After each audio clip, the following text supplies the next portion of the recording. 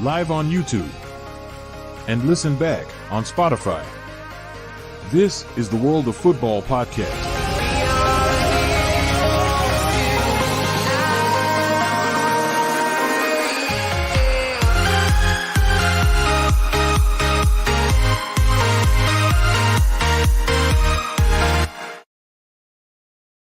Good evening and welcome back to another edition. Well, what we could say is about episode 5 or 6 now. God, time's going fast, isn't it? Of the World of Football podcast. Another fantastic week of football. Welcome to everyone who's watching us live on YouTube tonight and also everyone who is listening back on Spotify.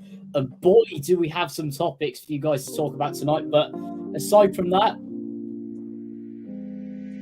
is that Minecraft? Where is this music coming from?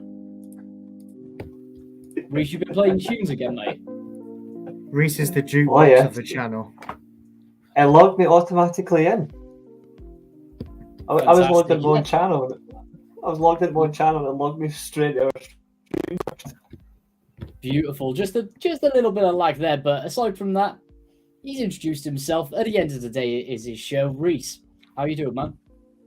I am well, thank you. I think this is going to be a good show. A very interesting one, a lot to get through, but I think even though there's some negatives, there'll still be some positives at least to come from those negatives that we can at least find, which I think will be beneficial, especially to any football fan who might be, whether it be your own club or a different club, at least it'll give you some, maybe a little bit of assurance that yeah, your club at the moment could be in a bit of bother. It could be in a dire straits. But if there's one thing we can find out of a negative is we could potentially find a positive. So that is my aim for tonight, to find a positive out of a million negatives.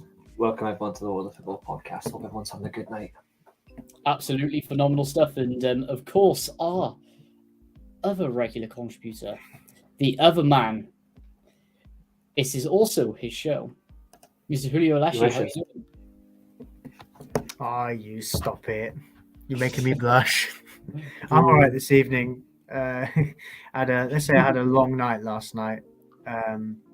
Maybe there was some drink involved. Maybe there wasn't. I'll leave it to you guys to put to the imagination. But yeah, I'm after a long day, I'm feeling good. And it's good to get on with another week on this show. Good. Fantastic. And as a Welshman, very happy with you. That's all I will say. Man's partying hard. But aside from that, of course we have two Manchester United fans in there. We're going to start with it. Here we are. Mr. Russell, take it away. Manchester derby, 3-0 to Man City. Erling Haaland running riot once again. Manchester United, man. Take it away.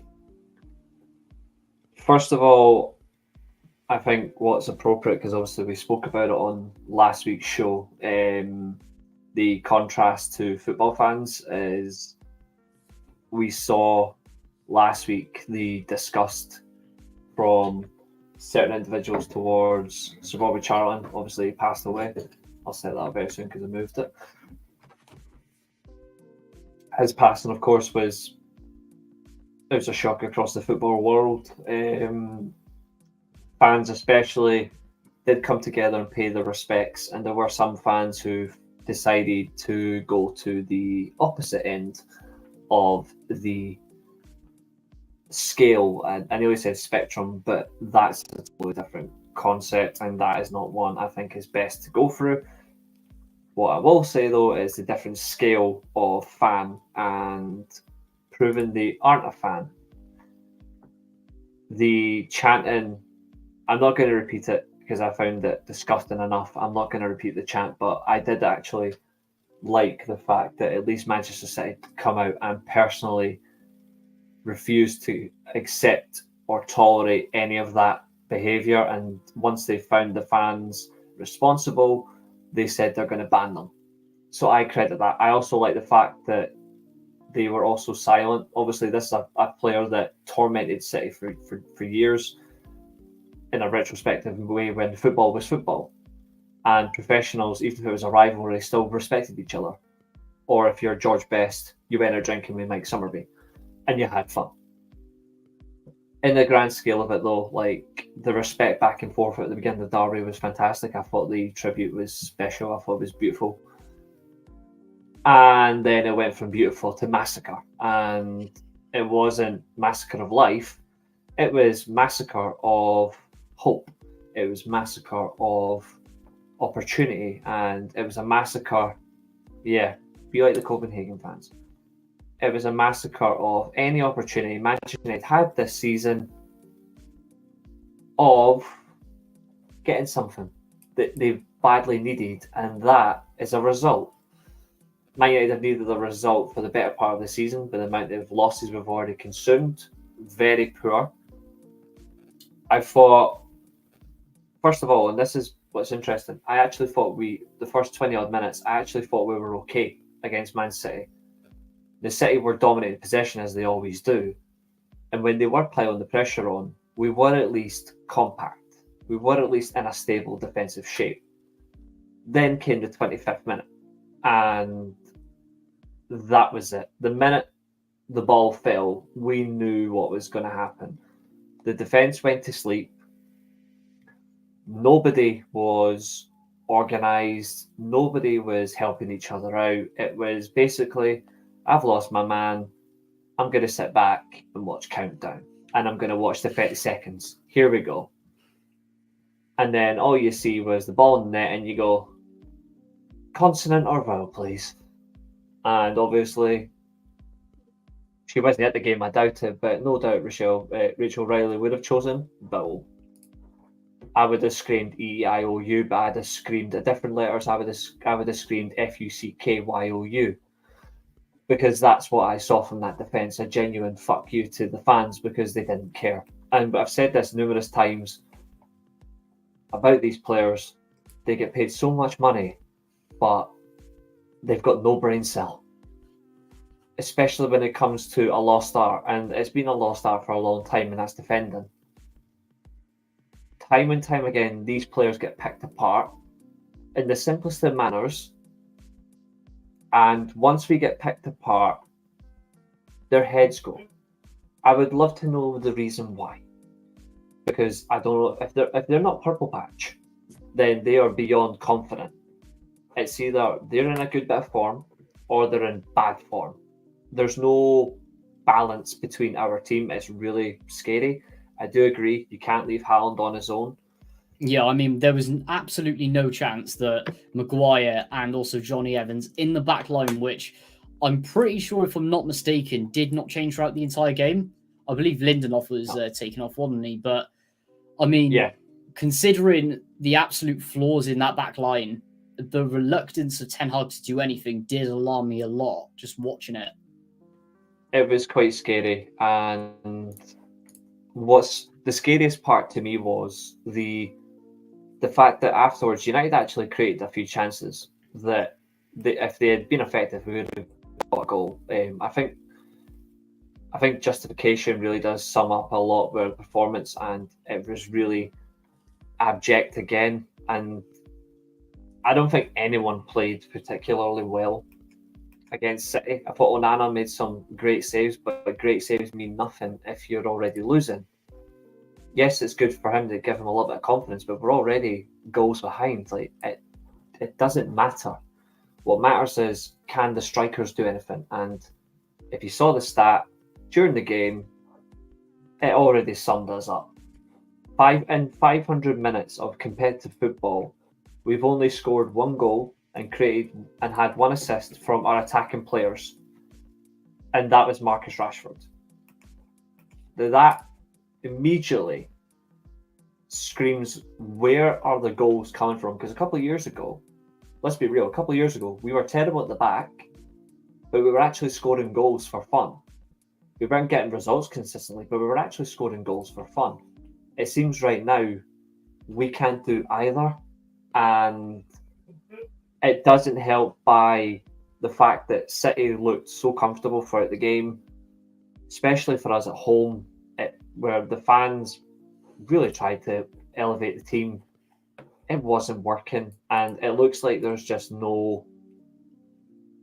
nothing there, and it feels like no matter who we go up against right now, We are struggling from the very first blow the whistle to the very end. And I personally do not see where we go from here. Ten Hag's comments recently, I know we've all read the article, we've all seen the comments. Ten Hag has made one alarming comment that I think really will potentially justify his position, and that's I will never play the way I was at Ajax because I don't have the players. Okay, that's fine. Okay. So you're not going to play the style of football that actually brought you to the club in the first place. Why are you here? I'm not asking for him to get sacked, but I can see reasons for him actually being sacked because performances got other managers like this sacked. And it will continue to happen until real change happens. But if you're the manager and you've come out and you said, I'm not going to play that style, even though I've signed players specifically designed, well, not specifically designed because they're not created in a arts and crafts book, they're not created for the Matrix. But when you make comments like that, and you're saying you're not here to play the style that brought you to the dance, theoretically, you should never have actually applied for the job in the first place if that wasn't the plan. Now, he said he plays more direct football. Where? Because we're directly conceding chances, if that's what he meant, because we're not creating enough, we're not being clinical enough. We have got, out of the top 10, out of the teams in the top 10 for XG, which you guys know, I hate that stat anyway, we are above West Ham, who are the bottom of the XG list. And Spurs are, 13 overall? We're on 11 or something. They're on 23. That just sums us up in a nutshell that we are not, if we're not going to play his way, what way does he want us to play? And if so, why are the players not responding to this? And again, we're seeing the comments about his training methods and the players aren't reacting. That's another way that he's going to get the sack. I don't want to see a manager getting sacked. I'm sick of seeing managers getting sacked. I want to see accountability. I want to see consistency in style, whether we win or we lose. I expect defeats are going to happen. That's football. But we cannot constantly be playing bad football and either winning or losing. We have to see positives. And it got worse for us with the Foden goal and the Haaland goal. The man was on a hat trick. He didn't get it, thankfully. But even so, 1 goal, 2 goals, 3 goals, the man's a wrecking machine. That defeat summed us up that how far we are behind. And again, I reiterate, I do not know where we go from here. But the positive, at least, is the fact that there are players returning. I've never used injuries as an excuse, and I never will. But the fact that a few players are returning from injury gives me hope that at least some of these players who aren't actually doing the business will get dropped. And we'll see if the replacements can come in. The likes of Amad Diallo, give him a chance. Let's see what happens when if a few players get changed out of the system, out of the team, and we see who responds and who reacts. Hopefully, it will lead to some results because we've got some very horrible games coming up. That includes Newcastle in the Cup on Wednesday. I don't know about Julio, but I thought our result, a lot of people didn't really give us a chance. I was already worried anyway. I had a little bit of hope, but the minute the first goal went in, the hope disappeared. It dissipated. But I'm hoping that with the few players that do return, the likes of Ahmad, I'm hoping Reguilon, even though he's not particularly great, if he's at least fit to play, starting at left back, if Varane is fit, play him against Newcastle, play the likes of Hannibal, Kobe Mainu. We need to see players who actually want to play for the team and actually buy into Ten Hag's style show up. Because otherwise, who does he turn to? And at the moment, I'm not sure. Absolutely well said. I mean, I'm going to jump to you, Julio, on this one. Just looking at the stats on it alone, and sometimes with it, it doesn't really bed in too much, but with the way that Man City dominated against you guys, it was just incredible. So For example, Man City shots on goal 21 compared to United's 7, and 10 of those were on target compared to Man United's 3. 605 passes to 391. I know Man United have been going a bit more direct, as Reece alluded to, but I mean, that's just domination for me.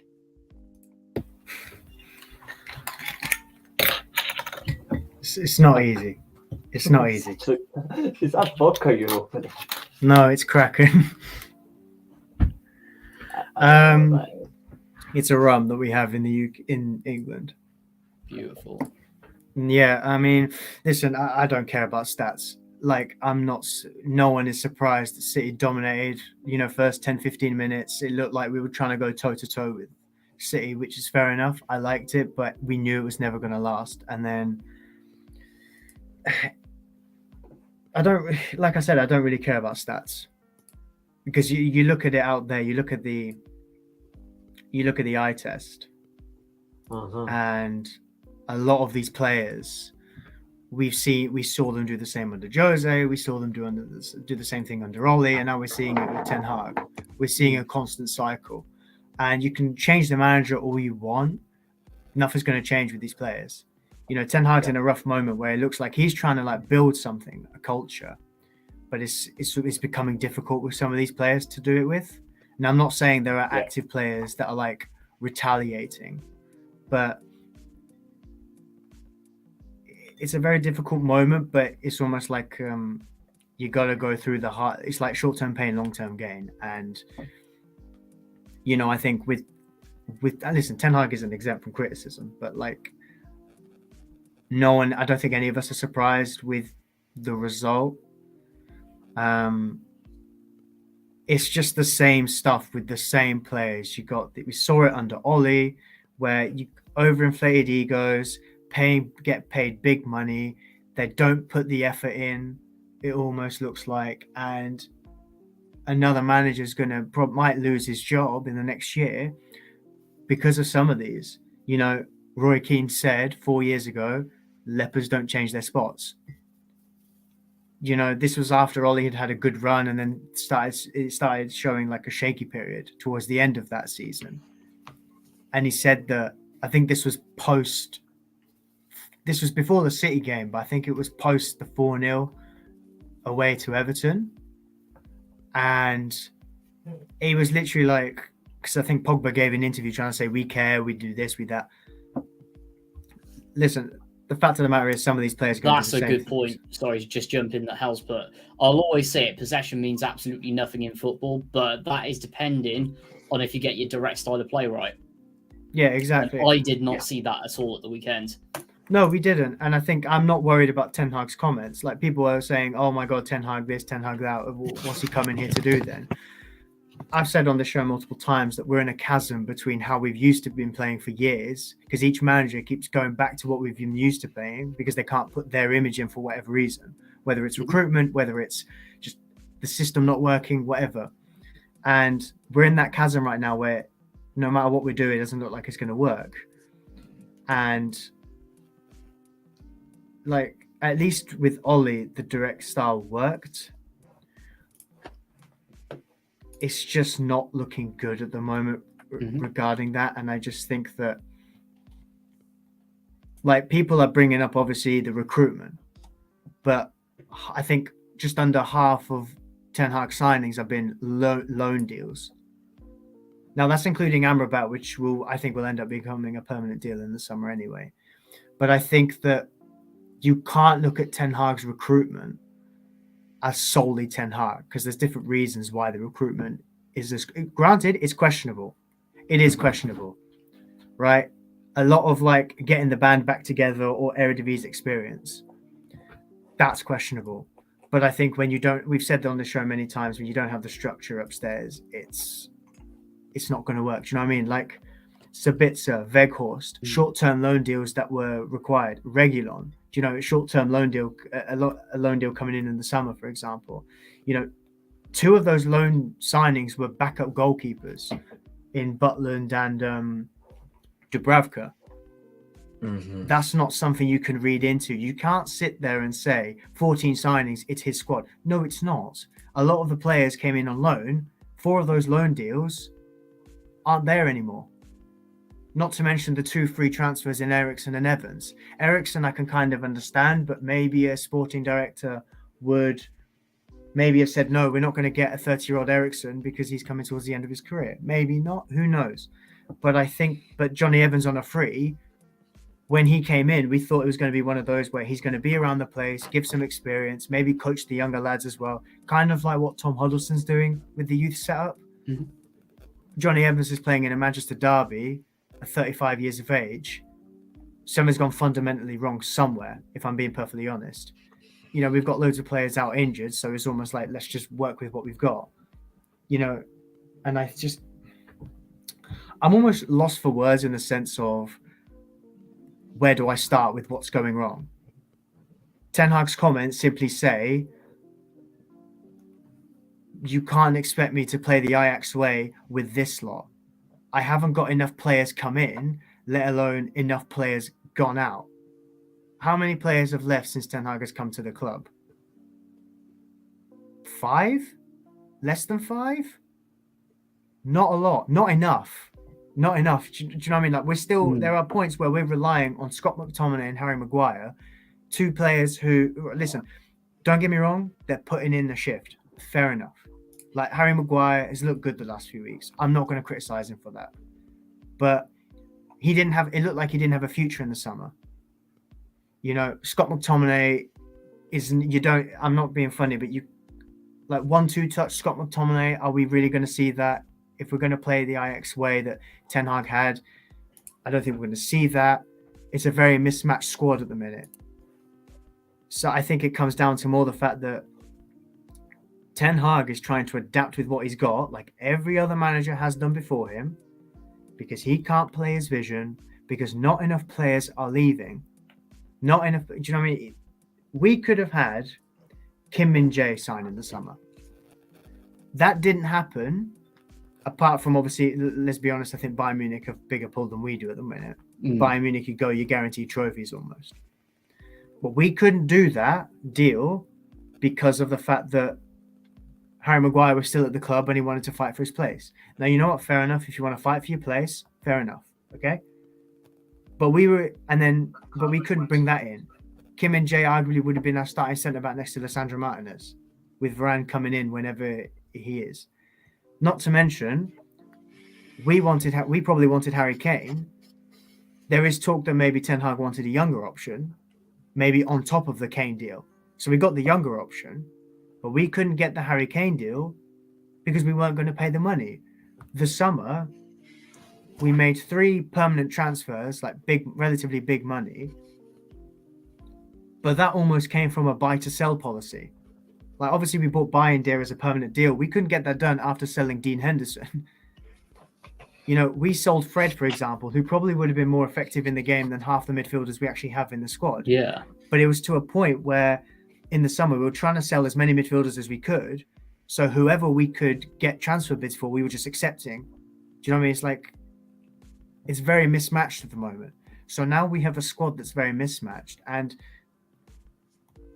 I think if you're gonna look at projects and benchmarks of similar kind of jobs that managers have done in other clubs, you know, when Ollie came in, he said, "You guys gave Klopp 4 years. Give me 4 years." Okay. Now we're saying, well, look what Arteta did with Arsenal. That's what it's going to come down to. You know, Arsenal weren't a great side when Arteta took over. The first half season he was there, he won a cup based on playing how they were kind of used to playing under Emery. Like, and in addition to that as well, in some areas of it, they were looking worse than when they were under Emery. There was a massive period right at the start of his reign. They were in the relegation zone. Exactly. They were so poor. That first full season of Arteta, where they finished 8th, and they reached the Europa League semi-final, the first 14 games of the season, they had, I think it was 5 wins and 8 losses. It might have been less, actually. It might have been 4 wins and 8 losses. That's not a good record. So I think that what we're seeing now, but by the end of the season, you could see that something was developing, because they were in a good run. They finished the season quite well. Do you know what I mean? Like, They ended up with 18 wins in the league all season. And that mainly came from the 26th of December onwards. After they beat Chelsea 3-1, they went on an unbeaten run till the 2nd of February where they lost to Wolves. Yep. But things started to look good. They had their troubles, maybe with suspension and injury during the season, maybe not as bad as United have. Then when in the summer, they spent 150 million quid, but they already had a set structure in place. I said it last week. Martinelli and Saka were developing. They knew what was needed of them by then. Okay? Yeah. You bring in that Thomas Partey had already been in for a year, granted quite injury ridden, but he was still there. You had Granit Xhaka there as well. Gabriel was already at centre back. You bring in Ramsdale, you bring in Ben White, you bring in Tomiyasu. You're filling gaps that were empty as hell in that squad. Not just in the squad, in the starting lineup. They brought in a lot of starting 11 players. Suddenly, they were top 4 challengers. Granted, they just missed out. But suddenly, the next season, even though they had a bad start to the season,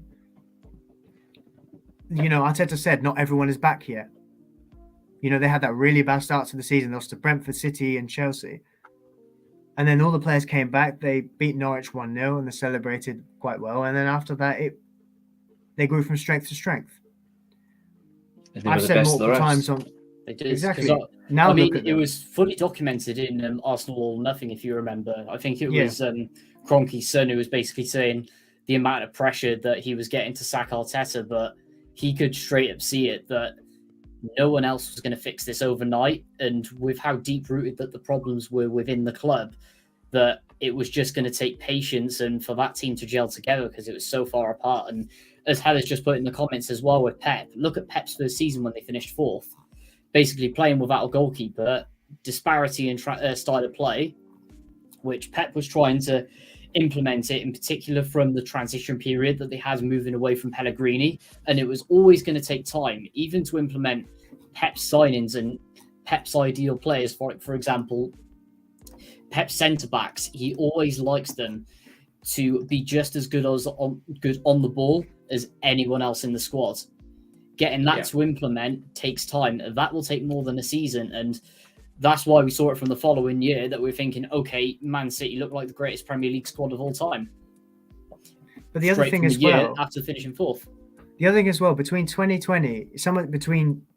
2020 and summer 2022, Arsenal got rid of a lot of players that were first team players. David Luiz, Aubameyang, just loads of different players who were playing in the first team.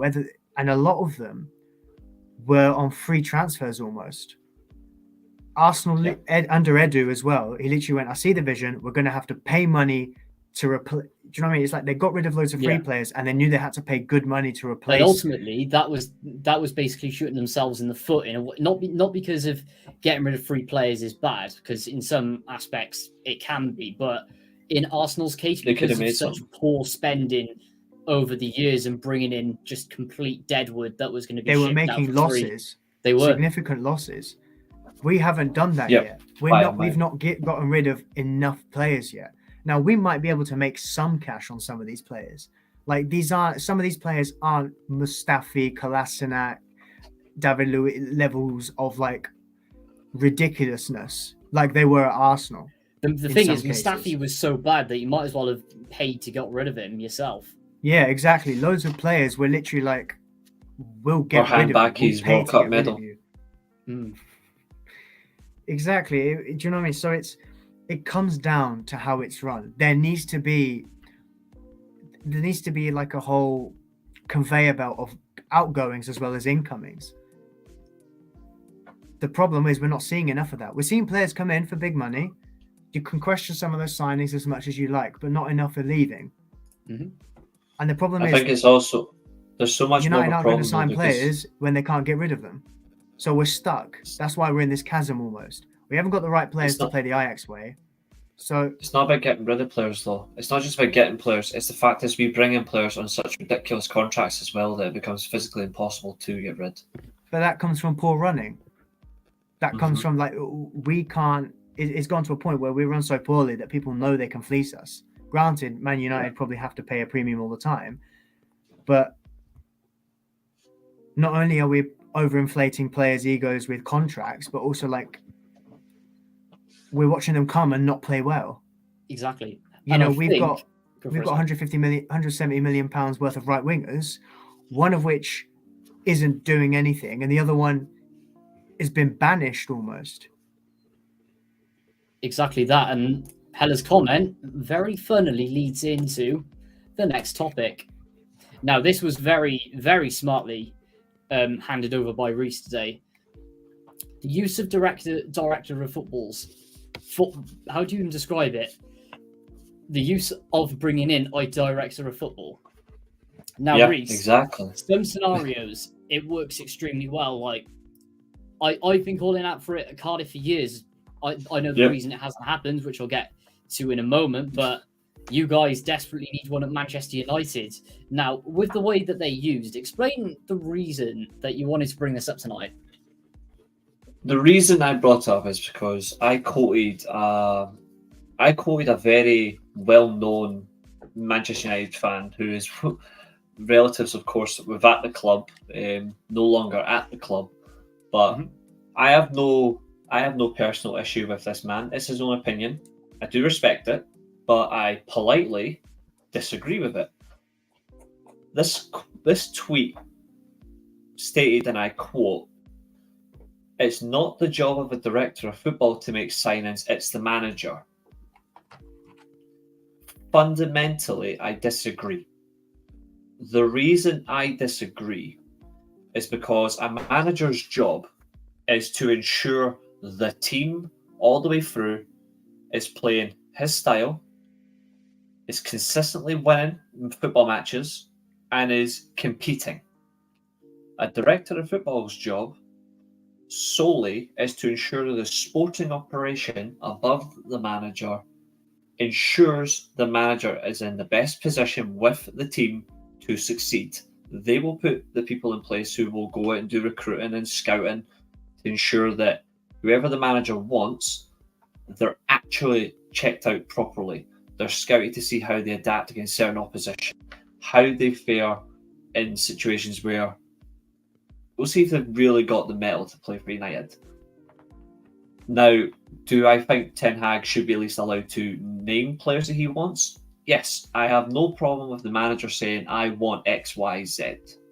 Actually, no, I'll go one better. The manager saying, I want A, B, C. Mm-hmm. But then a director of football will then be in that position to go, let's refer to who we've got out there scouting-wise. Let's have a look at head of scout, head of recruitment, and let's see what they think. Okay, so he wants X, Y, Z from, say, I don't know, say he wants, because he's back in the news again, say he wants Reijnders from AC Milan, because he was already wanted him anyway. But say it's Reijnders because from AC Milan, because he played in the Dutch league. They could easily say no. However, we'll present you a more different option. So how about we go and get you from the same club, someone who's a bit more physical, someone who is a little bit more tenacious and adaptable on your team. We'll go and get Ismail Benacer. That was the name I was going to suggest, actually. Yeah. But you see the difference. There's familiarity, and then there's overruling with better intentions. The Ten Hag style can still work with Ismail Benacer because he's a very good passer of the ball, he's a good presser of the ball, he's a good tackler, and he holds his position really well. That still adds something different to the squad. It adds steel. It adds physical presence, which his squad, funnily enough, is lacking. So does the manager need to make all signings? No. And I can give you an example of a manager that had full control to sign his own players and it backfired tremendously. Michael Beale. And I'm not saying that for a joke. I'm not saying that because he's recently got sacked or anything like that. I'm actually using it as concrete fact. Michael Beale, after the director of football at Rangers left, who's now at Nottingham Forest, he's doing a really good job at Forest now, funnily enough. Michael Beale said, I am now in full control. We do not need a sport director. I will make the signings for this team to take us places. October, mate, and you're sacked. Yeah, you did a good job, mate. Well done. You need that person above you to actually say, this is not what you're here to do. This is not what you're qualified for. But this is what we're going to get you. So fundamentally, a director of football is about sporting operation. The manager is about ensuring the football is actually good and the players are managed properly and effectively week after week. That's why Pep Guardiola doesn't get full control of his signings. But he's involved in the right manner. At the end of the day, he's there to advise and he's there to give suggestions. And ultimately, exactly, if a manager is to have full control and you still have a director of football in charge, you might as well just call him a chief scout. Exactly. Because at the end of the day, manager is supposed to be... So, pretend you have this role tree, pyramid, or however if you call it, role pyramid. So, if I just zoom out so you can see it better, you have the owner of the club and the CEO, owner. Then at this level, you have, for example, CEO, chairman, chief executive, correct, chief operator, all of those. Basically, the top directors. And then down below that, you have your director of football, and if you need one, a sporting director, a technical director, for example. One of those two positions. Correct. And then that level below, you have the first team manager or first team head coach, whichever one. Because in my opinion, first team manager and first team coach, they have two completely different things. Manager should only be used if you don't have a director of football, because that means in that case, and you could bring like Rolf Ragnick, many championship clubs into it. He is there because he's also pretty much head of recruitment. The director of football sits above. And that's how it's supposed to be. And then obviously you have everyone falling below, so your assistant managers, chief scouts, etc., etc. But there is absolutely no way. And say, for example, you can bring Erik ten Hag into it. Erik ten Hag should not be here over the director of football, because at the end of the day, what's the point in this geezer's position? Because he never had that Ajax either. At Ajax, he had people above him in the same positions, and it worked for him. So exactly. Why is he trying to dictate who comes in? It should be, his style should be adhered to. Every player should be playing his style regardless. If you don't like it, then go. But you need to have someone in the right position who actually can manage the football inside behind the manager, so the manager can focus on the task in hand. And if the manager isn't good enough in that sense, at least the director of football can then go, right, now we need to go ahead. Yeah. I mean, ultimately, another thing to, like Haller's comment once again brings it into it well.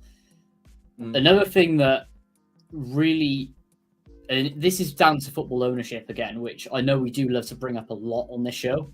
Prime example would be, exactly, it's just shocking. But I think that if an owner's not happy with something, or if they want to have an extreme amount of control, for example, Mike Ashley, you could probably describe him as a director of football and all the minions he had below him at Newcastle.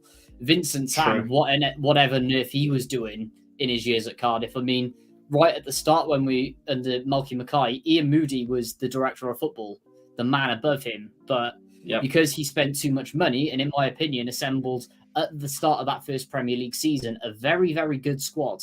And it was very good in the Championship as well. Spent too much money, no, you're sacked.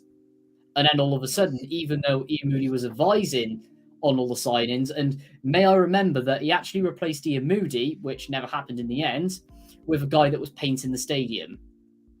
And I'm joking, please go and look that up, anyone who is watching. Wow. But he gets sacked, yet he still blames Malky Mackay for overspending. Are you just trying to blame everyone because you don't have a clue? I know this stuff happened 10 years ago now, but I mean, it's still another thing to bring up over owners trying to rip control out of your directors of football. It happens everywhere. But what you don't see, though, is you don't even... What's actually quite interesting though is there's some clubs that you will never see this control be dissolved. Doesn't matter who's employed. Yeah. And when it comes to the forefront, there's in terms of consistency. In terms of consistency, in my opinion, there's only 2 clubs in world football that will never change, no matter who is actually the manager or the director of football. The first one is Bayern Munich. Yeah. I will always say Bayern Munich. The other one might shock you. So I'll let you figure the second club out. And I'll give you a clue. It's not a club I like. City. No. City will change at some point, I'm sure of that. Inter Milan.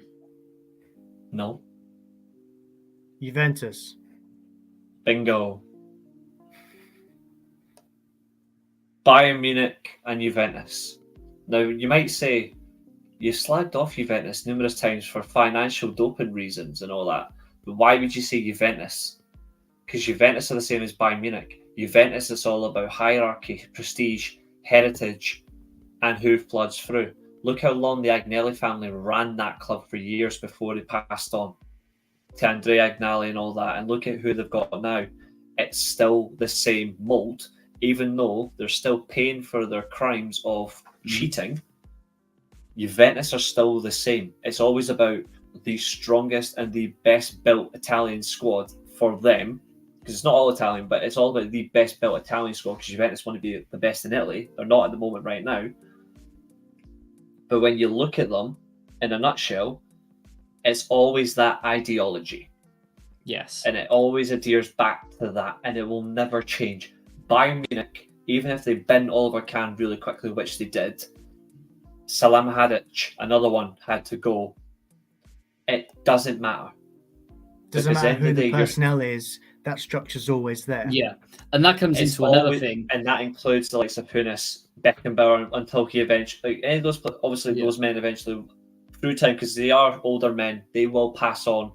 Not right now, but they will. But what they know, because they're so smart for Bayern Munich's history, is Hunis, Beckenbauer, Rummenigge's still got a lot of time in him as well. They will know when it's time for them as well to move on. I guarantee they will have their individuals picked to say, you. And I wouldn't be surprised if one of them is Philip Lahm or Thomas Muller. Down the line, I wouldn't be surprised if it's one of those two or both. I mean, at the end of the day, they're the experts in implementing the club's lot. They've been there for donkey's years. They're buying 1990, of course. Exactly. 1991, I think, something like that. Uli Hoeneß has been there since 19. You can fact check me on this one, Julio. Just do me a favor. I think Uli Hoeneß got the job just before 1980. I think it was 1978, 1979. Uli Hoeneß was promoted Bayern Munich general manager. I've seen a Ballon video of it, like amazing YouTube channel Ballon. Like his videos are great, but there's a video about the rise and fall of Bayern Munich. It goes from 1980 to 2001 when Otmar Hitzfeld won them the Champions League. But I'm pretty sure Beckenbauer and Rummenigge joined Bayern's board in 1990, 1991. But I think Uli Hoeneß got the general manager job in 1979-ish, right about that period. They were paying 50 million in, like, their expenses for the stadium was 50 million. Their debt was double that. He had a lot of cost cutting to do. Yeah. But yeah, Julio, fact check me. Am I right?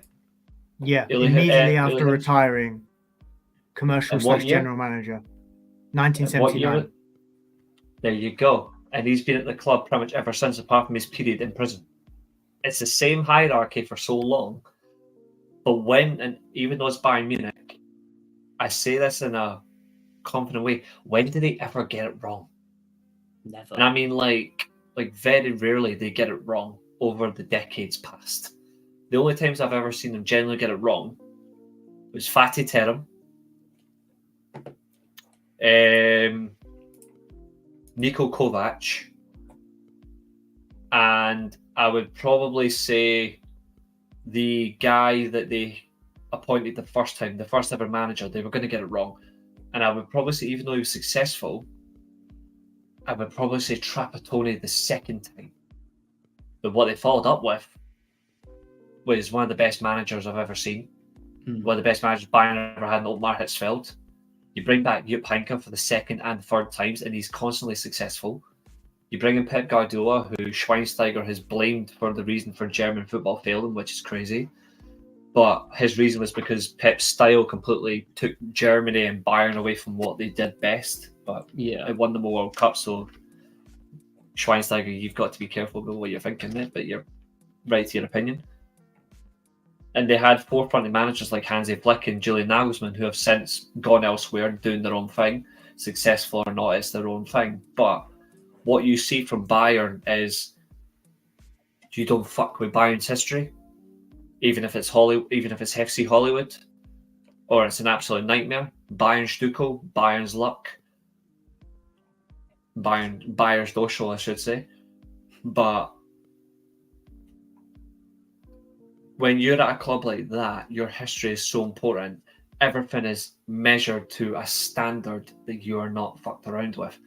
There is one other club that I haven't mentioned because that's totally different. And I think we all know what club I'm talking about because there is no football without this club, and that's Real Madrid.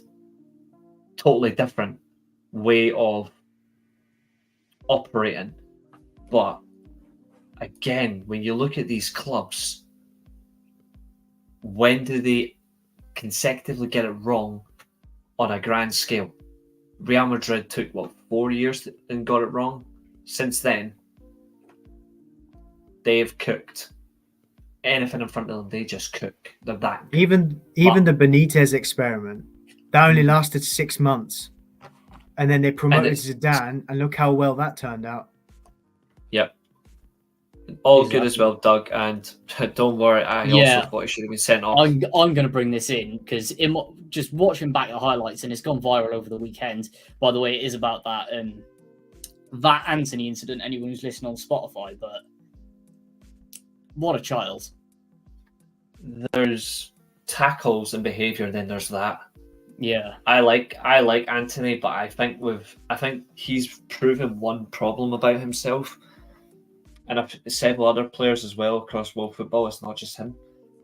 Like when they're so emotional in a game, or they have no split from their emotion to playing, they don't think, and they go all in aggression. Anthony went into that situation, I think it was Doku, and he's decided I'm not going to win the ball here. I'm going to just try and brutally batter him. absolutely. I would love to know the reasoning for Anthony's tackle, but from the way you've seen it, we're coming back to in a second. Just we want to get back on this comment, Julio. Don't worry, you'll still get your piece. Julio's just kind of asking the project everyone if we're done with the director of football discussion. Of course we're not. I'm not finished yet. But I'm surprised that Michael Oliver didn't tell Baldy to go back and send Anthony off. Even myself as a United fan, I wouldn't have argued. I'd be like, no. Yeah, we'll put that in the Refwatch shambles, which we will come to very shortly later on. But Julio, moving back swiftly on to the director of football debate. What are your thoughts? I think the problem United have had, Sir Alex and David Gill almost acted as like the director of football themselves. Do you know what I mean? It was like they both had if you imagine the responsibilities of the director of football role, I think some of them were shared with David Gill and what his job was, and Sir Alex had some of them on himself as well. So I think that when he left, ever since he's gone, and David Gill when he left as well, our hiring process has been dreadful. It's not been let's look for the best. Like in the same summer, well, I think it was just a couple of months after the summer, but in the same kind of year, City got the 2 guys from Barcelona that Pep had. It was right. We're moving forward. We want to build a team that Pep Guardiola. The dream is Pep Guardiola or someone of that ilk. Who can we get in the upstairs boardroom to perfectly support him? Who's the best we can get? Okay, no one better than the people he Cheeky had with him at Biggerishtan. Barcelona.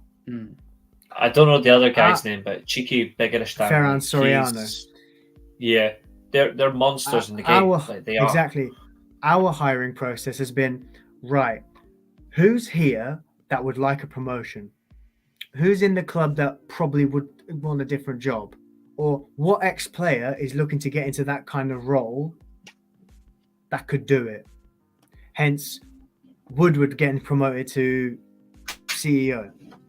Now, maybe Woodward would have been a great CEO if he had a sporting director to delegate all the footballing decisions. Because on the commercial side, I think Woodward was quite good as well anyway. But in the footballing side, if he had someone else to focus on that, maybe things wouldn't have gone as bad as they did. I mean, at the end of the day, this is my opinion on Woodward anyway, but he just seemed like one of those CEOs or owners, chairman, whatever you want to call them, that wanted to have too much of a say on the footballing side of things. He wanted his name on everything. He absolutely did. And he was basically, I want to be that job of director of football. I want to run the footballing operations, even though I don't have a clue. And after countless mistake after mistake after mistake, from transfer flop to transfer flop to transfer flop, thinking, oh, he's a big name. I mean, he won't fit in the system with the 5 managers that I've employed, but and then obviously it just keeps going on and on and on from there, and then out the door he goes. Exactly. But, this is how so many times this is how we've got John Murtough in the role that he's got. He was already with the club. We've been calling for a sporting director since late 2018 when Jose left, and it didn't take until about late 2020, early 2021 until we actually had a candidate that we said, guys, that the club announced this is happening. The problem was it was John Murtough, and he was from already within the club anyway. It wasn't like, let's steal Luis Campos from Lille, let's get Paul Mitchell out of the role he was in at the time. There was none of this thought process, and I think that right now we're in a position where we need to be doing that. In terms of ex-players, some of them can work out great, but then there are some that can work out really badly. Take Eric Abidal, for example. He got the gig at Barcelona, which saw like the signings of Ousmane Dembele, Coutinho, Griezmann, and then not just the likes of them, like the big money signings, but also Malcolm, Emerson, Firpo, Neto, even Arthur and maybe Frankie de Jong to an extent. But some of these players had no impact on the team. A lot of them already gone already. Like even the manager, like Ernesto Valverde, Abidal said in summer 2019, he said that it's up to Valverde if this is going to be his final season or not. Within 6 months, he's gone. Then they're bringing Kike Setien, and then within another 6, 7, 8 months, he's gone as well. And I think Abidal went at that point. Yeah, I think Abidal went at that point as well. And this was the period where like Suarez and Vidal ended up leaving for virtually nothing, and it was this whole like Barcelona in a mess. The bottom line is, if you're going to get a sporting director, you need someone with the right credentials. Now, Philip Lahm and Thomas Muller, they strike me as the kind of gentleman that would excel in the role. And because there's something I read, I can't remember where I read it from, but like when you ask English footballers, for example, at youth level, they come up with, when you ask them what was it like in school and whatever, they're like, nothing, I just wanted to play football. Whereas in Germany, a lot of them are actually quite smart, are quite intelligent. They do a lot of like studying, almost like they're able to, if football doesn't work out, they've got careers to fall back on from a very young age. And especially with Philip Lahm and Muller, they strike me as the kind of gentlemen who, on the side of their football, they're doing everything necessary to get the qualifications and the credentials. So one day they will get that. You know, Gerard Piqué, for example, has his own football club with FC Andorra. And what he's doing there, obviously it's a small scale, but Gerard Piqué strikes me as the kind of person who's doing all this to one day become president of Barcelona. Yeah, staying in the game the right way. Exactly. So I think that if you're gonna bring ex-players in, or if you're gonna promote people, you're gonna make sure they have the right credentials. What United are doing, they're promoting people rather than looking elsewhere. And that's been the same with managers almost. Before Ten Hag, it was almost like a who's free, who can we get? Sir Alex picked Moyes. Yep, funnily enough, though, before Ten Hag was available, there were names, funnily enough, you've just mentioned that were available. Ernesto Valverde was one of them. He was on the interim He was list. linked with an interim job in November. Good point. Yeah, exactly. They're obsessed. That's the thing. They're obsessed. I love it. Like Valverde was on that list. Rudy Garcia, who's absolutely ruined at Napoli, but he got a very big draw last night. He was on that list as well. Like Even so Pochettino's release clause. People are talking about if you want Pochettino, get him now. Pay his release clause and get him now. But Richard Arnold, I think, just wanted I need to think about this carefully. Like the next appointment is big, and I think that we've been calling for years. United need to have best-in-class manager, best-in-class everything. In the long run, I think Ten Hag is the right man to take us forward. But if I'm being honest, even if Ollie was still in the job, if he had a best-in-class structure above him, he may have done better than how he ended up. Because Ollie's recruitment in the first year was reminiscent almost of what United used to be, which is buying good players who aren't quite at the top level yet, but they're getting there. You know, Harry Maguire, Aaron Wan-Bissaka, you know, they had very good credentials at the time. You know, Dan James was like, are we unearthing a gem here? Then we signed the Sporting Lisbon captain and one of the best players in the Portuguese league 6 months later in Bruno Fernandes. And then summer 2020 onwards, that plan almost changed. We signed Telles, Cavani, and Van der Beek, big names from Europe, who didn't match the philosophy it looked like we were taking with recruitment. But it was almost like it's 10-2, anyone will do, get anyone, because we're better off getting players into a spot rather than not having anyone. And then a year later, you've got Ronaldo, Varane, and Sancho coming in, big names, and it's like it's just changing. Maybe with a sporting director, Ollie might have seen Haaland and Bellingham in his team. Now, I'm saying that that's quite an unrealistic expectation to have, but I think that you can see where I'm coming from. There's an idea there. You can see that the players Ollie was linked to within the first year, whether it would be players he signed or even like Haaland in January or Bellingham the next summer, you know, Jadon Sancho, Declan Rice was the name he asked for.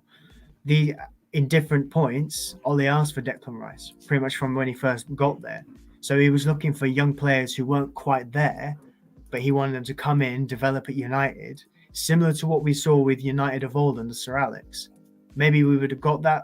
Maybe if Ollie said, I want Declan Rice or someone, an adequate sporting director like Paul Mitchell might have said, no, we're not going to go him. We're going to go someone else. I can't think of an example off the top of my head. For example, Ollie says, let's get Wan-Bissaka. Paul Mitchell might say, maybe not. Maybe let's get someone else. You know, Heller's comment there about he asked for a DM and got Ronaldo. Even if they didn't sign Ronaldo, even if they didn't sell Dan James, I don't think we would have signed a DM that summer anyway.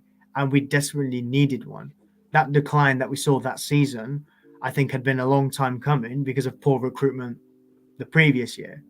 It almost overlaps in a way. The bottom line is you need an adequate these days you need an adequate structure, and United aren't doing it. You know, when you look at Juventus of the last 10, 11, 12, 13 years, a lot of the pressure seems to be more on the board to sack Agnelli, but sack Allegri, for example, the last couple of years. Everything seems to be the board needs to do this. The board needs to do this. Not like United is where we need a board or the manager needs to go. It's the board need to look at this carefully and look at what they're doing. You need people. You need, right now we need like some King Arthur and Knights of the Round Table-esque like boardroom at the moment. We need a bunch of guys best in class as a committee. I know Liverpool had a transfer committee a few years back before Klopp came. Well, they were still there, I think, when Klopp was his first year there. But even that was questionable with some elements of recruitment. Like, they were just spending money left, right, and centre. Suarez left, and they bought a load of like dross in. Even at Spurs, they sold Bale, and the sporting director they had there, Baldini, bought in a bunch of players, a lot of which left within 2 years. When Paul Mitchell came in, some of that Spurs iconic squad under Pochettino was built because of him.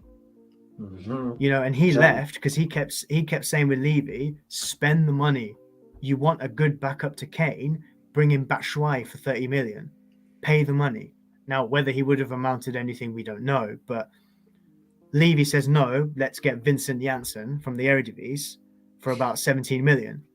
Then within a year, he's flopped, and then they spend a further 18 million on Fernando Llorente. Which then ultimately, at the end of the day, has cost them more than what they would have originally had. And you're literally signing former Swansea players, and that's normally being biased, but come on. And the funny thing is, though, is you put the two guys together, and that's the exact amount they spent on Heung-min Son. Yeah. Individually. Who they could have signed it originally. Exactly. Originally, they signed like Son for like £15 million, Alderweireld for 12. It's no coincidence that Moussa Sissoko signs for Spurs for 30 million quid from relegated Newcastle. Now, Sissoko had a good Euros, but I think Paul Mitchell probably says, no, don't get Sissoko, get someone else for less money, who's actually worth the money. Wijnaldum as well was a big spend for Liverpool, but he was a big important spend. When you look at Spurs, like who they were getting, like similar money, maybe a little bit cheaper by about 5 million, but still good money, like Sadio Mane for 34 million, Wijnaldum for 25 million. Mm-hmm. Excellent deals, excellent value for money deals. Yep. What United need right now, you probably need a round table with Ralph Rangnick, Paul Mitchell, Michael Edwards. Do you know what I mean? Just round up the G's. Do you know what I mean? Just get the whole Avengers assemble of boardroom of directors to sort this mess. And maybe even then, maybe it's not enough. But the irony is when you look at if you look at the United squad, for example, say you need to fill, say it's 5 players you need to improve or you need to spend on straight away. Immediately, I'm going all in, no guns blazing, and I'm signing either Todibo or Tomori, and I'm signing Gonçalo Inácio. One of the 3, like 2 out of the 3, but I'm signing one of those right footers, and I'm signing an Inácio, so you've got a balance for Martinez on that left-hand side. Immediately, I'm signing a midfielder in that holding role because Casemiro's coming down, but we need something long ready-made there. So I'm signing, for example, Benacer. Like immediately, I'm signing Benacer, or I'm trying to think who else would be a smart move that makes a lot of sense. Anguissa from Napoli is another one who I think is fantastic. He's just as deadly. And then I'm looking at a more effective wide player because, to be fair, we don't have effective wide players. So I'm thinking, which league do I look to for the wide players? Do I look in the Premier League? Do I look at Portugal? Do I look in Italy? Do I look in Spain? Do I look to the Eredivise? No. The Bundesliga, as much as I love the Bundesliga? No. Match the requirements with leagues that it would work. I'm going Italy, Portugal, or France. So there you go. You narrow it down. Matches the physicality with that. And I'm looking immediately to white players, and 2 at the top of my list immediately, funnily enough, come from Sporting. So I'm signing either Marcus Edwards or I'm signing Pedro Gonçalves, who I actually wanted before we even signed Jadon Sancho. Now, when you look at that, there's 2 choices. So there's one of the 2. So there's 4. And then the last thing I'm doing is I'm either going to sign another striker, not putting Haaland down, but I'm signing an experienced striker that will take that edge off so Haaland can either show his worth or could end up being removed. And the other thing I'm looking at is a proper fullback that actually fits what he wants. That's 5 right there. 5 positions, 2 of them in defence from 3 men that I'm already picking. You could also pick a 4th. You could say Ousmane Dembele as well, another sporting defender, but he's actually very effective and quick. Or you can look towards La Liga or Serie A. There's some great defenders in there as well that are clever and smart. Mm-hmm. And then immediately I'm getting in that holding midfielder who is going to last long, because I don't, even though I like Amrabat, I don't think we should be keeping Amrabat. He hasn't delivered. Casemiro's on the down low. I think if a big offer comes from Saudi, sell him. Yeah. If a big offer comes in for Varane, I love Varane, but sell him. I think if United can actually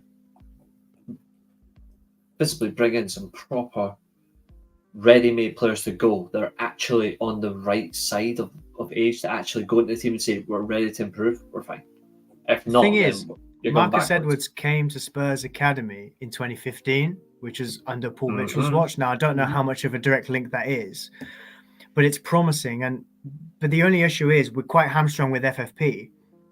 It's almost like what you're saying is all well and good. A lot of the options you've said there, I'm in complete agreement with. And a lot of what you said, options-wise, and what needs to be done is like nothing couldn't be further. Like, it's the truth. It's what we need. It's exactly what we need. That's the blueprint. The issue we've got is we're hamstrung to a point where the last 2 summers we've been set. We essentially look like we have to sell to buy, and nice. We could potentially get more money for like players like Elanga. We sold. Elanga's at Forest and he's looking good, and we didn't sell him for that much money. Whereas you look at Michael Edwards at Liverpool under that model, where obviously they sold Coutinho for big money and invested. It's still going up. The Coutinho sale. The Coutinho sale's up to 700 million now. I'm only kidding. Yeah, but like you see my point. They sold Coutinho and they invested within 6 months they invested in Alisson, Fabinho, and Van Dijk. So obviously they spent a bit more of their money. But then factor in Jordan Ibe getting sold for 15 million quid after like 6 months. Dom Solanke for 20 million, Nico Williams for 20 million. Yep. That's a lot of cash for unproven players in the Premier League. Nico Williams was like a 3rd choice right back. And I say 3rd choice because it was either Trent playing at right back or James Milner or even Joe Gomez. Do you know what I mean? Yep. So but that's getting big money for these unproven players. Even Danny Ings for 20 million. Now, Danny Ings is a relatively decent Premier League striker. But when he was sold, he'd had a good loan at Southampton, but before that, he'd hardly played for a couple of years. Yeah. So the point is, like Michael Edwards did well under a similar model, ish. Do you know what I mean? So I think that it is possible. Do you know, it is possible. Just it depends whether we get the right people to be able to do that. I think another thing as well, lastly for me, is about recruitment, is you look at the clubs who have ready-made players come in, who actually come into a squad that can actually accommodate ready-made players. So that's what City can easily do. That's what Arsenal can do. That's what Liverpool can do. You can bring in even Newcastle, Tottenham. You can actually, one last one because they're clicking a little bit, West Ham. You can bring in ready-made players into your squad and it doesn't even look like, okay, that's bold. You can bring in those ready-made players and it's not going to change. But then you can, after you brought the ready-made players, bring in an following understudy. the following year you can bring in the younger options who are immediately going to replace. Jeremy Doku, Jeremy Doku's been here 4 months and he looks like he's already going to kick out. Right, he's already kicked Riyad Mahrez's teeth to the curb. But the thing is, City are a ready-made machine. You know, if United had free money to spend, you know, you buy Casemiro last year, okay? You bring in, like, I don't know, let's say Romeo Lavia this summer, for example. Yeah. I'm not saying that would have been the right option, but the thought process behind that is you've got your main guy and you bring in an understudy. That's what City were doing for years. They had Fernandinho 2-3 years before he left. They brought in Rodri. So obviously they rotate. So when Fernandinho leaves and Rodri is the first choice, he's already ready-made and he's already advanced a level. Not only do we not have the players to do that or the structure to think that smart ahead, do you know what I mean? The other issue we've got is our squad isn't a ready-made machine. So it's almost like our problem for years is when we've had young players, we've thrown them in, hoping they can produce some magic, and it's not been good. And when it's been time to take them out of the team, we haven't been able to, because they're our only hope. And yet there's some players who disprove the theory if they're too young, give them a chance. Jude Bellingham's another one. Jude Bellingham is wearing perhaps the most prestigious shirt in football, and a Real Madrid shirt, and he's made Real Madrid look like, this is no disrespect, this is just the level. He's made Real Madrid look like Cardiff City. He's made Real Madrid look like Nottingham Forest. He's made Real Madrid look like a Bournemouth. He's made it look that easy. And this is the biggest club in football history. And he's basically went in and said, all right, let's go. And he's been outstanding. And that's not me comparing Real Madrid to those clubs. They are nowhere near that level. It's just the fact that he's made it look like that because he's been that good. That says a lot about him. That mentality is so important. If you don't have that mentality, you're going nowhere. Absolutely well said. And we're going to move very quickly on because obviously Julio unfortunately does have to go very shortly, which always going to see, but... No, he's already left. There we go. I'm only kidding, mate. I can't read. I can't write. I could drive a tractor. 2 wins in the Severnside derby. Absolutely spectacular. And not only that as well, we got rid of another Bristol City manager. Bye-bye bitter Nigel Pearson. But Rubin Colwill, spectacular goal, just whipping through 2 of their players. Siri's even happy with it. Perry NG adding another one to the goal as well. But unfortunately, where do I start with Mr. Darren England?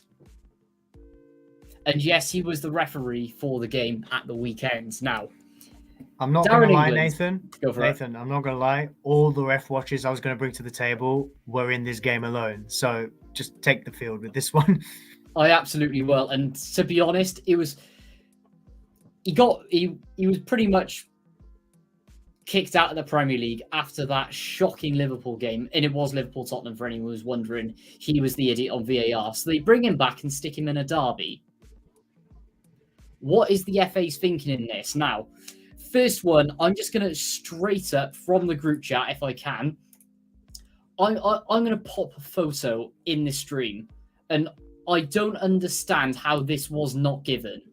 This is quite possibly one of the most blatant passbacks in football in history. Right, in fact, I'll pause it just on there. And let's get a nice little screen share.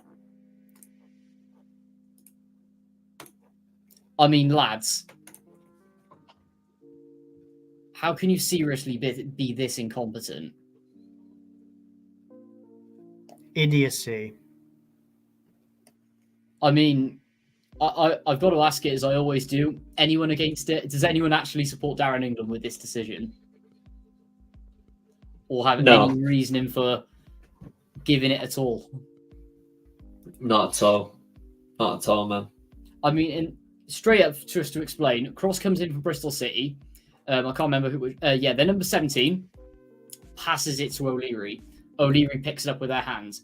In the laws and the letters of the game, that is a pass back, meaning from that angle it's a free kick. Darren England was on the edge of the box and doesn't see it. Yep. Yeah. Again, that just sums up refereeing. I mean, it absolutely does. And the worst thing is, that's not even the only decision in that game. Yeah. Second decision, we get flagged offside when we don't even have the ball.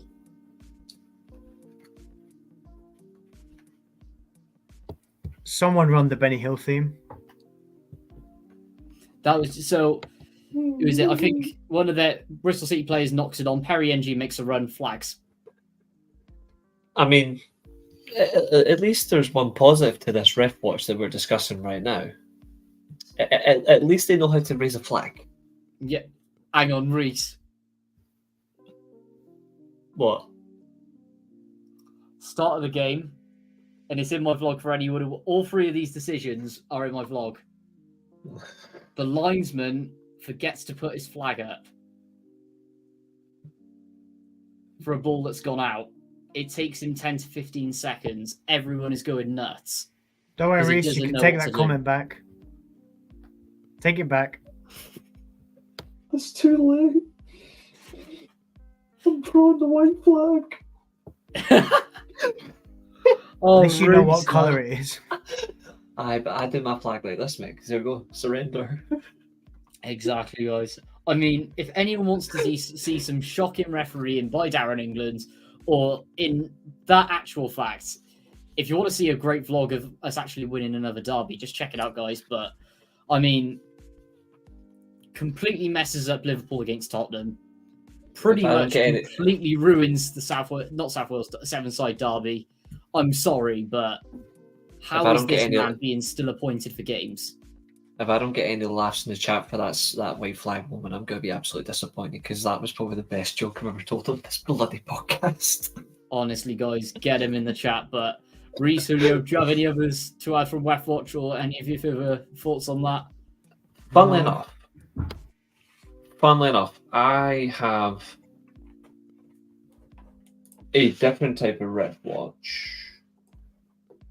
This was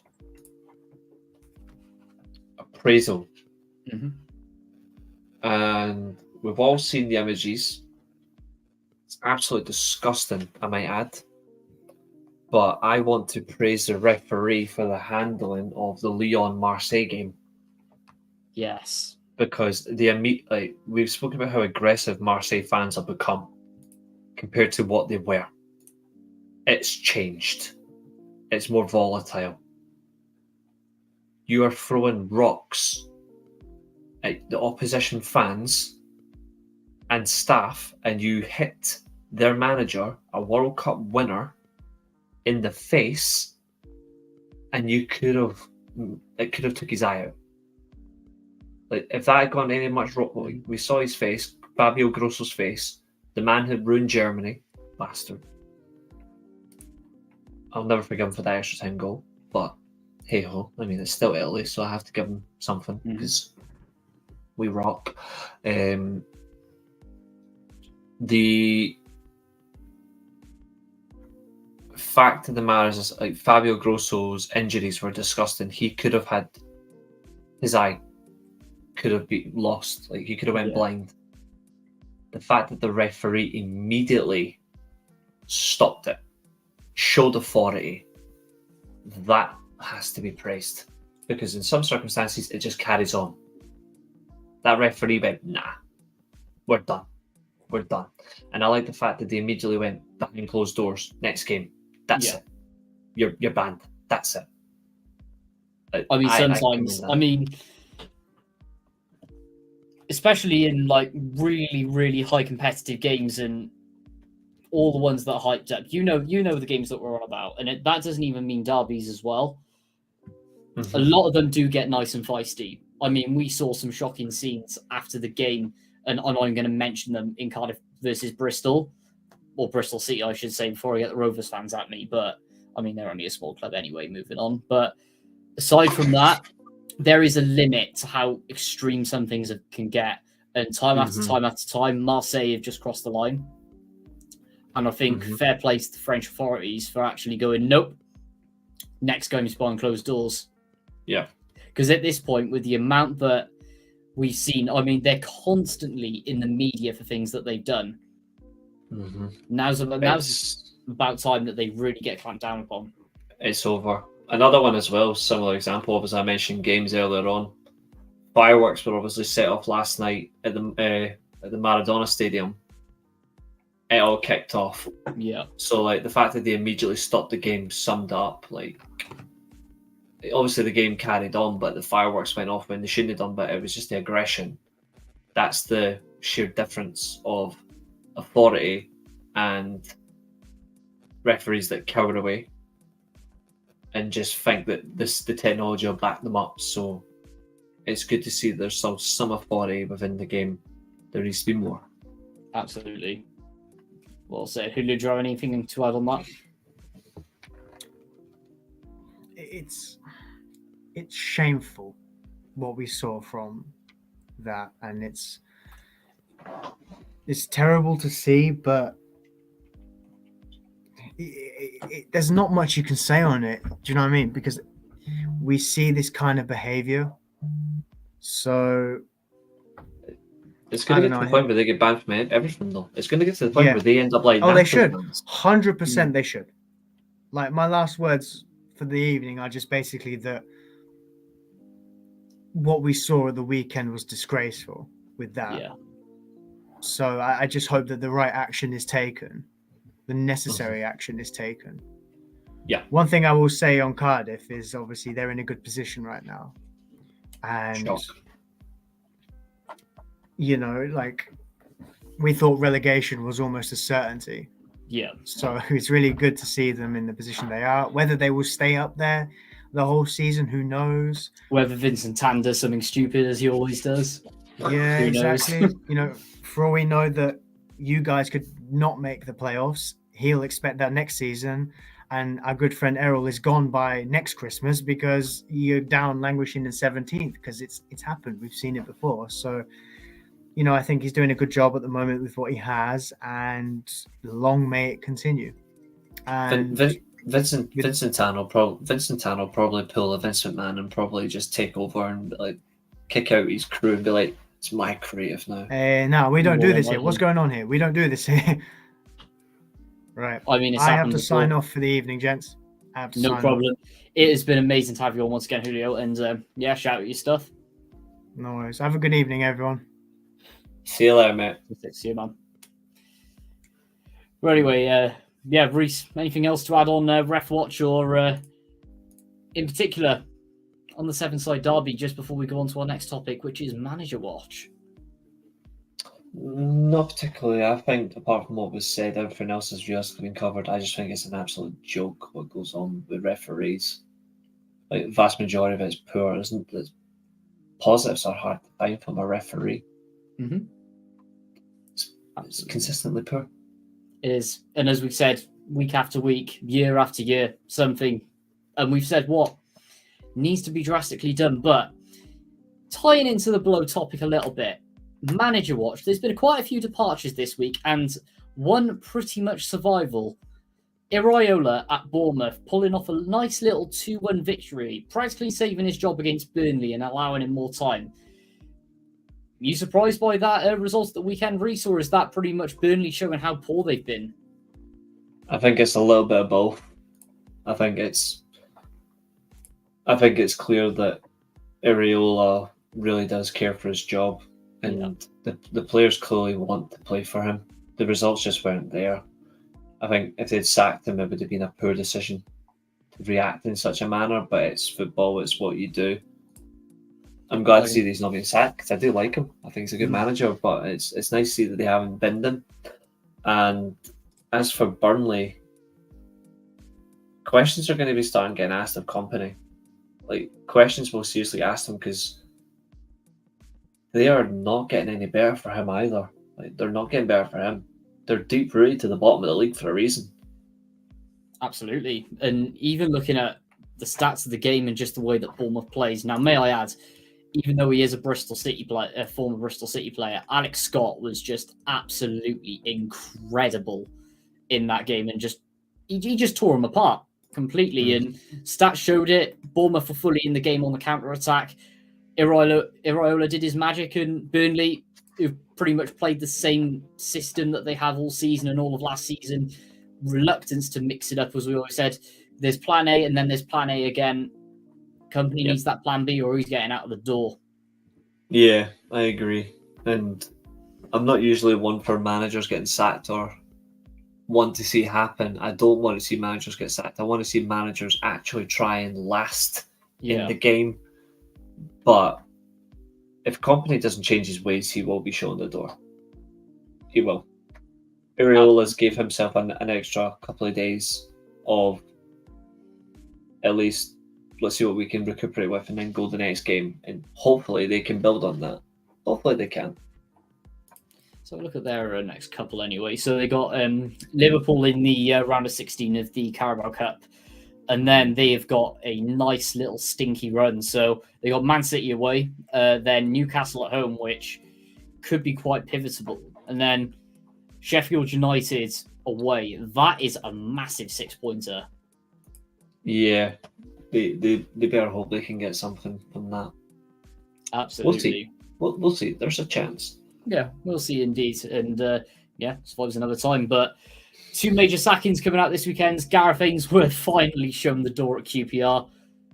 They look absolutely dire. 6 losses on the bounce. Surprised it didn't go sooner, to be honest. Yeah. They were deep-rooted, falling flat, and the cycle of managers at QPR continues.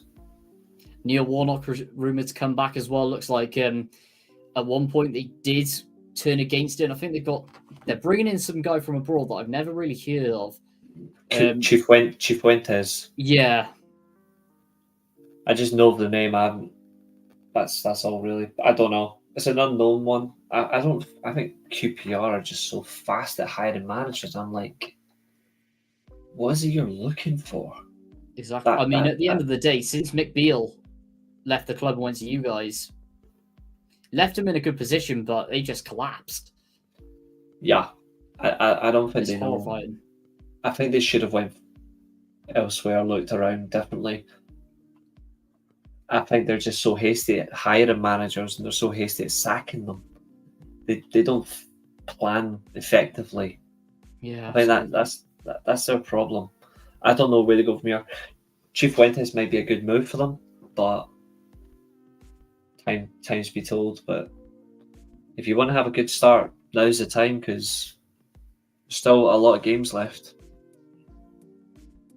Absolutely well said. And then another one I'll just quickly bring in from our last topic as well. Nigel Pearson out the door as well. Another Bristol City manager we've binned.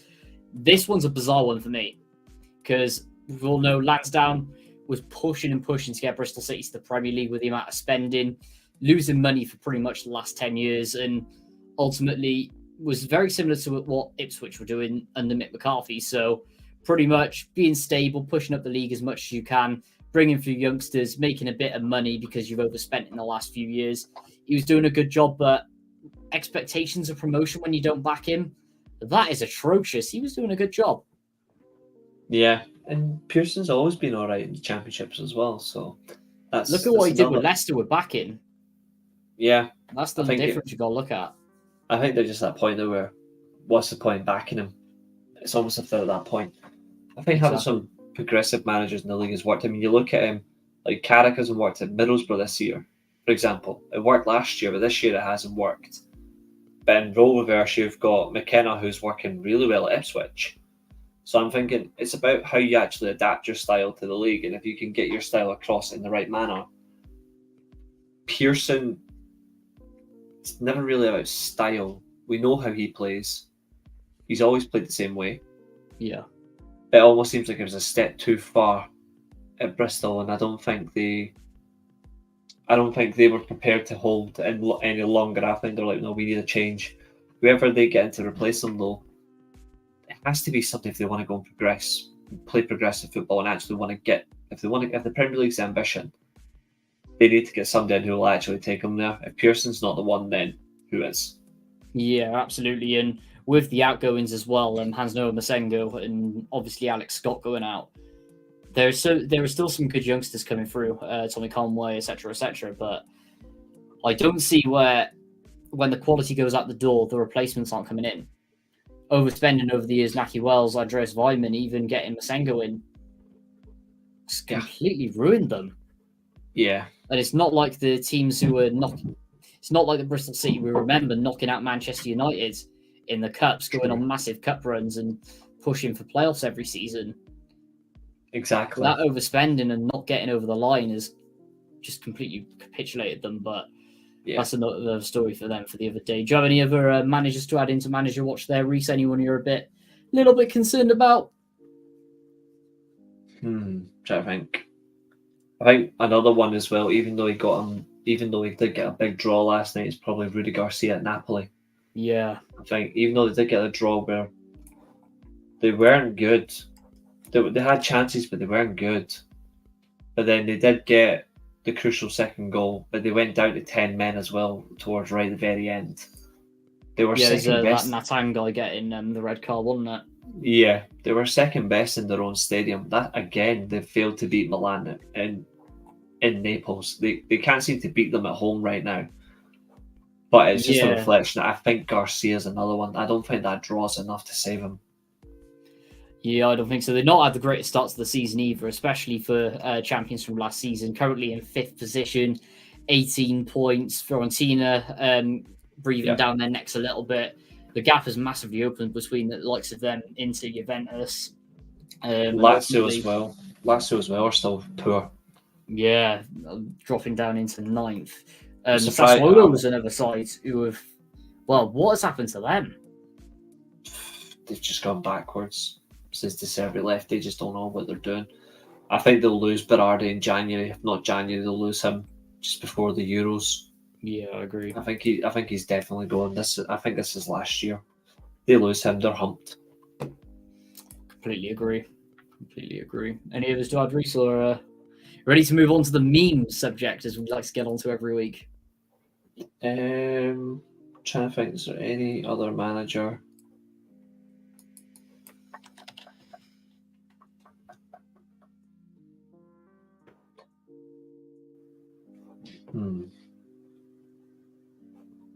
Just try to think.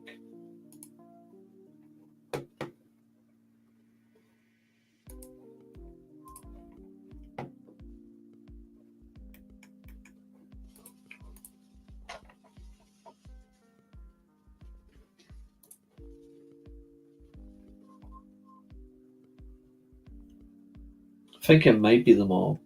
I don't know if there's...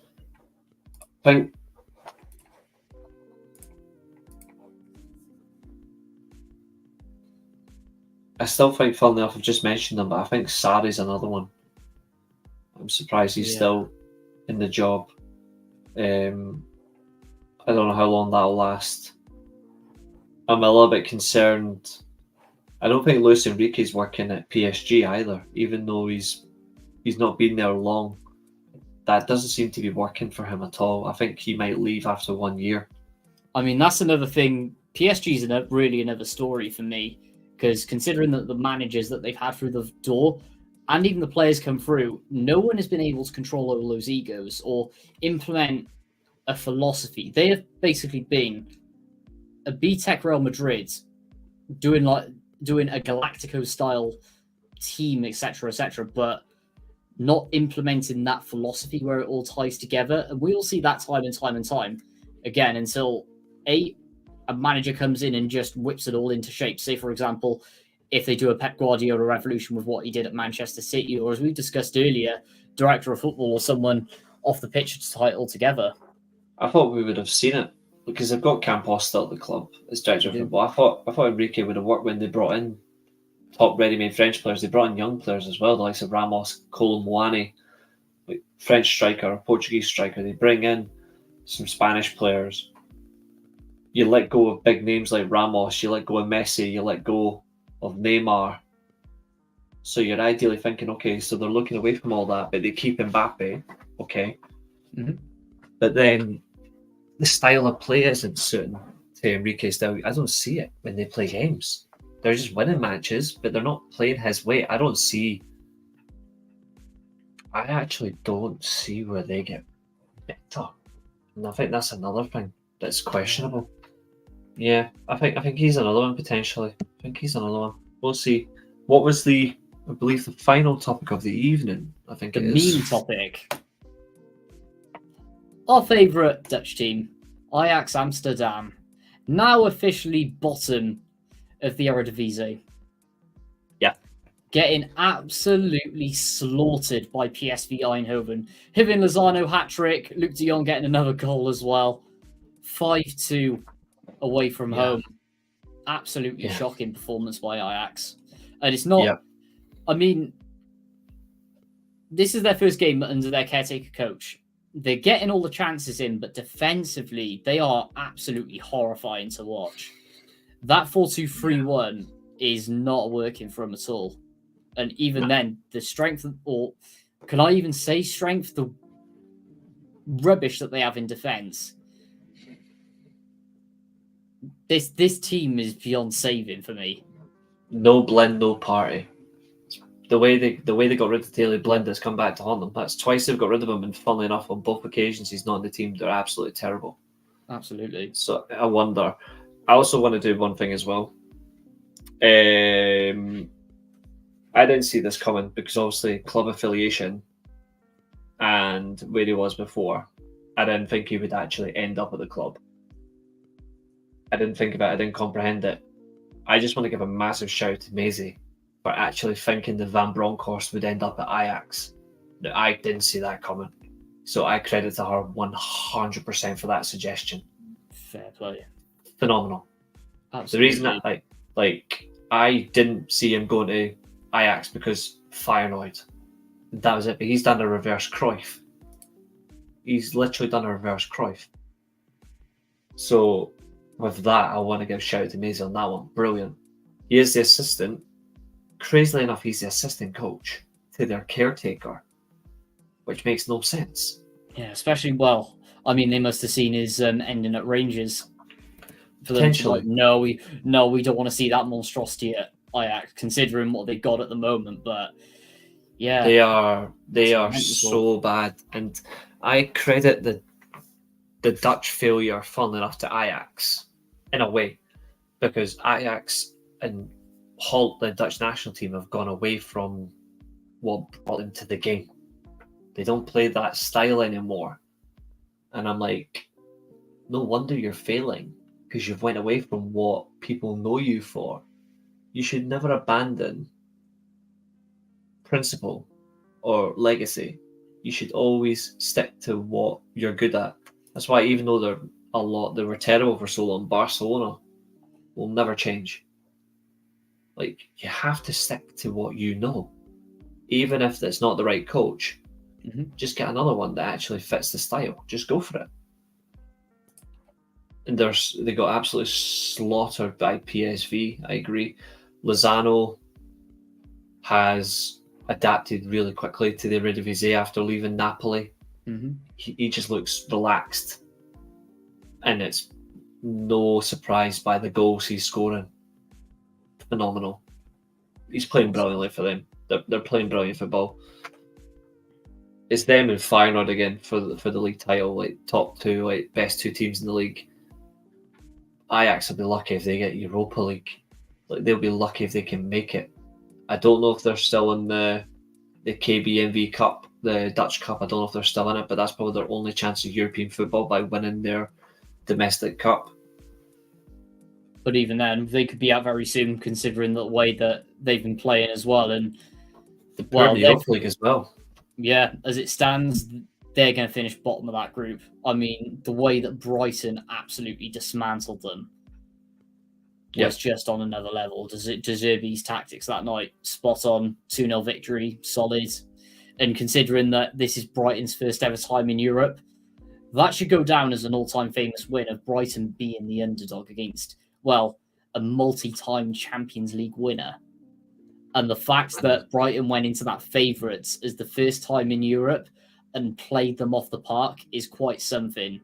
It should be the other way around. Exactly. And that is the level of difference right now. Yeah. They look so lost, and where they are, I'm not surprised. It's been coming. It's been coming since Ten Hag. Since Ten Hag left them, funnily enough, they don't have anything there. It's been coming since Van der Sar and Overmars left, even though Overmars, we know why he got let go. Mm-hmm. It's Ajax have got no one in that structure at all to run the club. They have nothing. They are. I respect their history and I respect everything about Ajax, but right now I can't help but laugh. Yeah. And I'm not laughing at their fans. I feel sorry for their fans. I'm laughing at the club, and especially for the fact is we laugh at how the fact that they put tactics up on their bloody wall for a stadium tour. That's humiliating enough. Like, that's another thing. Like, they haven't got their house in check. They could easily turn around if they get the appointment done properly. They have a chance. Will they though is a different question. And I'm not sure. Last week I gave them a chance. But that was last week. Within a week, they've already completely unconvinced me. If you're a fan of Ajax, you're in for a worse ride than you did before Frank de Boer took over your club. You absolutely are. And I will once again say it, I think of cursed Ajax, but yeah, that's another story. Do you have anything, any other topics to add, Reece? Any other mentions that you can think of? In actual fact, I forgot to say, breaking news, first ever MLS Ballon d'Or winner in Lionel Messi just been announced. Are we surprised? I know. He won the World Cup, so... Yeah, I think it was wrong, though. I think it was the wrong winner. No, it's not because Messi doesn't deserve it. Personally, I would have given it to either Haaland or Julian Alvarez. But Alvarez won more trophies than Messi and Haaland anyway. Exactly. But Haaland set records. Messi won his World Cup, so... And then another argument you've got to give, who has been consistently fantastic throughout the entirety of the year. We can say that Messi has been good in the MLS, but playing consistently at the top level of the Premier League and winning treble in Europe, something not to be sniffed at. Yeah, it's just mental. It's just mental. I don't think I'm not saying Messi doesn't deserve it, but I think it was quite ridiculous how Messi was so high up, but yet they won't include Cristiano Ronaldo. Like, even in that sense, he's completely omitted. I don't think he even finished top 10, didn't he? Nope. I don't even think he wasn't shortlisted at all. It's the first time I think it's the first time in years that Ronaldo hasn't been shortlisted for the Ballon d'Or. I think it's like minimum 15 years. You're talking like 04, 05 maybe. Yeah. Whereas Messi will still get a mention. Yeah. But they'll say it was because he won the World Cup. Messi wasn't even the best player in that Argentine team to win the World Cup. It was Julian Alvarez. It was. I mean, the only reason that, for me, Messi's at it was because he was the captain. Yeah, exactly. But another thing I'd like to finally add, and it's sad to say it, but this is Messi's last Ballon d'Or win for me. Or there'll be some bizarre reason if he gets it next year. That'd be crazy. I think if they end up allowing, well, to be fair, they can still compete in a Champions League themselves, funnily enough. But I think, well, some sort of competition they do have it. But I think one thing that's for sure is like Saudi Arabia. We know they're looking to get into the Asian Champions League. They get that, Ronaldo's going to go. Absolutely, him, Neymar, and all that are going to try and compete to win that and absolutely smash it, so they can get back in the Ballon d'Or. Yeah, it's a first player that's based in America has won the Ballon d'Or. Will we get a first base winner from Saudi? Potentially. Very well could in a few years, but it's a lot riding on. I think Jude Bellingham is going to win one though. I think he'll win one the next couple of years if he continues to play the way he plays and he wins more competitions, wins more trophies. I think he's got a chance. I think he can do a Modric.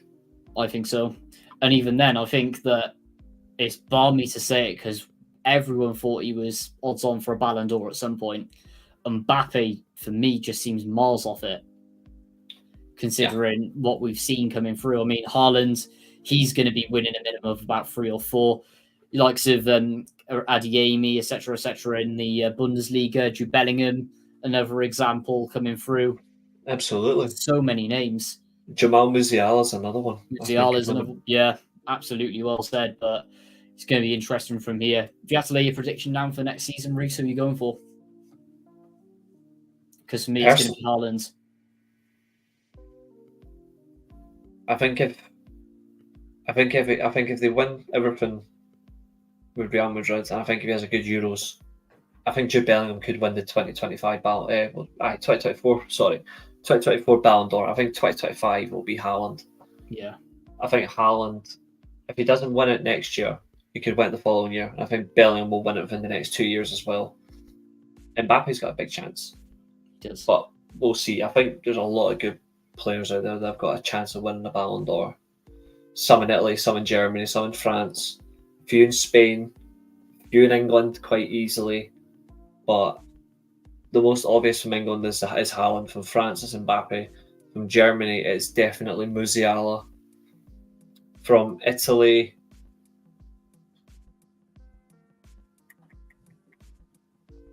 Italy's a tricky one. I think Italy, you could say Kvaratskhelia, but that's if they were to give that though. Rafael Leao's another one. I think he's got a big chance.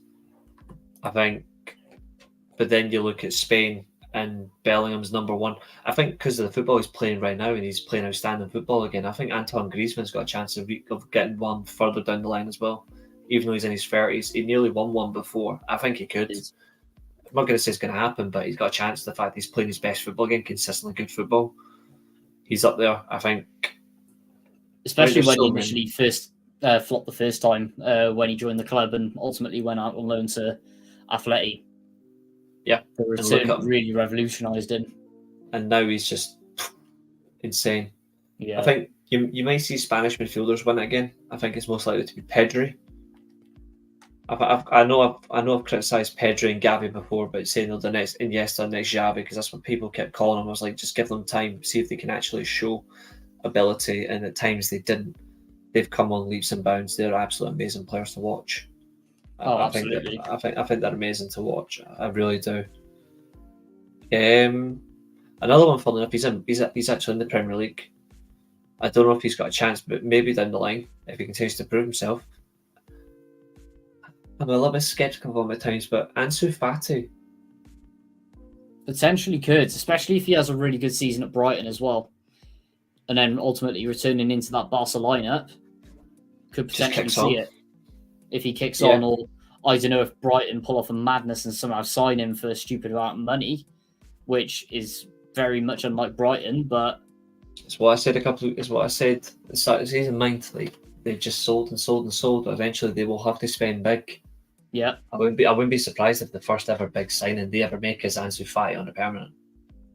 Won't surprise me considering the way he started. But aside from that, wait a few more seconds. At 1 hour 47 and 55, we have had a great show tonight. Thank you so much for everyone who's watched the World of Football podcast tonight and everyone who's listening back on Spotify as well. We've had a great show. Thanks to Julio who stopped by earlier, obviously today. So that's to leave a little bit early. Reece, thanks for coming on once again. Where can we find you? My pleasure. Weekly Steel Chair podcast on YouTube, Devil's Advocate as well, here every Monday, and Devil's Rising on Twitter. Thank you very much. Good show, everybody. Absolutely well said. Do you have any other announcements to make, or is it? I think we're it. Needs planning another quiz at some point.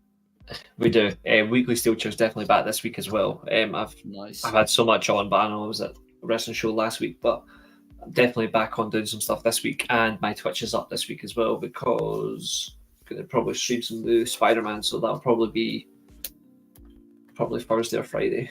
But yeah, I'm doing both this week. My Twitch and Weekly Steel Chair will be up this week, so just keep your eyes peeled, keep an eye on the community tab, and subscribe to the channel, please. Thank you. And this one, of course, subscribe to our channel. Yeah, subscribing, guys. But aside from that, we've absolutely smashed it tonight. Enjoy the football this week, and enjoy. See you later. Completely forgot where the outro was. I'll see you next time, guys. Enjoy. Live on YouTube. And listen back on Spotify. This is the World of Football podcast.